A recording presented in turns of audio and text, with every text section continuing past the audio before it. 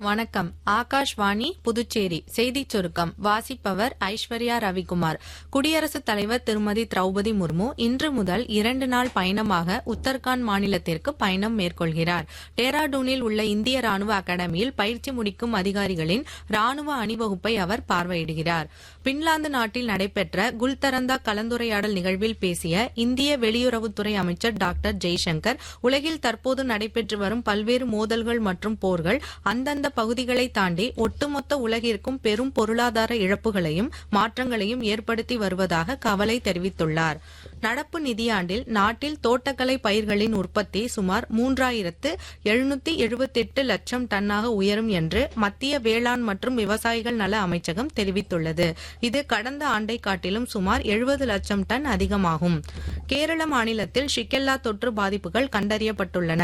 இதுகுறித்து அம்மாநில சுகாதாரத்துறை அமைச்சர் திரு முரளிதரன் வெளியிட்டுள்ள செய்திக்குறிப்பில் 11 பேருக்கு தொற்று பாதிப்பு உறுதி செய்யப்பட்டுள்ளதாக தெரிவித்துள்ளார். வயநாடு மாவட்டத்தில் ஏற்கனவே 9 பேருக்கு தொற்று பாதிப்பு ஏற்பட்டுள்ளது என்றும் தற்போதைய நிலைமை முற்றிலும் கட்டுப்பாட்டிற்குள் இருப்பதாகவும் அவர் கூறியுள்ளார். புதுச்சேரி மரப்பாலம் துணை மின் நிலையத்தில் இருந்து செல்லும் உயர் மின்னழுத்த பாதையில் பராமரிப்பு பணிகள் மேற்கொள்ள இருப்பதால் இன்று காலை 10 மணி முதல் மதியம் 3 மணி வரை உப்பளம் நீர்த்தேக்க தொட்டி, இந்திரா காந்தி விளையாட்டு மைதானம், புதிய துறைமுகம், கோலாஸ் நகர் முழுவதும், பிரான்சுவா தோப்பு, ராசு உடையார் தோட்டம், சூளைமேடு, நேதாஜி நகர் ஆகிய பகுதிகளில் மின் தடை ஏற்படும் என்று மின்துறை அறிவித்துள்ளது. மகளிர் T20 உலகக்கோப்பை கிரிக்கெட் போட்டிகள் இன்று பிர்மிங்கமில் உள்ள எட்ஜ்பாஸ்டன் மைதானத்தில் தொடங்குகின்றன. தொடக்க ஆட்டத்தில் இங்கிலாந்து அணி இலங்கை அணியை எதிர்கொள்கிறது. வரும் ஞாயிற்றுக்கிழமை நடைபெறும் போட்டியில் இந்திய அணி தனது முதல் ஆட்டத்தில் பாகிஸ்தான் அணியை எதிர்கொள்கிறது.